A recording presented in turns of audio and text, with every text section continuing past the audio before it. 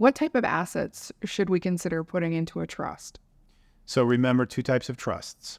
There's always going to be that revocable living trust, the death planning trust, as I described it. Everything that you own at death is going to get placed into that trust and eventually administered and distributed for the beneficiaries. If we're looking at creating an irrevocable trust to facilitate a lifetime gift, typically, again, that's an estate and gift tax play. And what you're trying to capture there is to take assets that are forecast to appreciate substantially and move them at a frozen fixed amount and point in time before that appreciation occurs, so that if that asset grows substantially in the years that follow, it does not appear on that grantor's federal estate tax return. So oftentimes it's that highly appreciating asset. I mentioned that there's two major benefits, though, to creating an irrevocable trust. One of them is that tax piece that I just mentioned. The other one, though, is asset protection. So sometimes an asset may not be highly appreciating, but it may be, the word I use, is a sacred asset.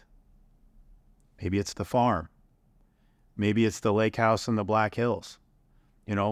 Whatever it may be, it's so valuable to a family that you want to place it inside of a tool that will allow it to be fully protected indefinitely. And a trust, an irrevocable trust, is a good tool to do that.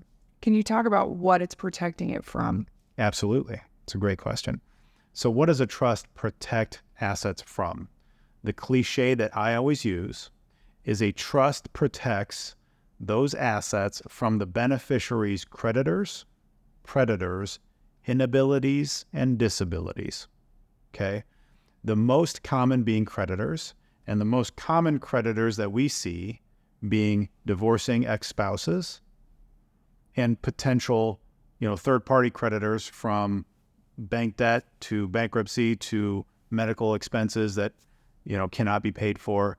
So, we get the question a lot, what can I do to protect against a son-in-law or daughter-in-law, a bad marriage scenario, and certainly a trust is a perfect tool to do that.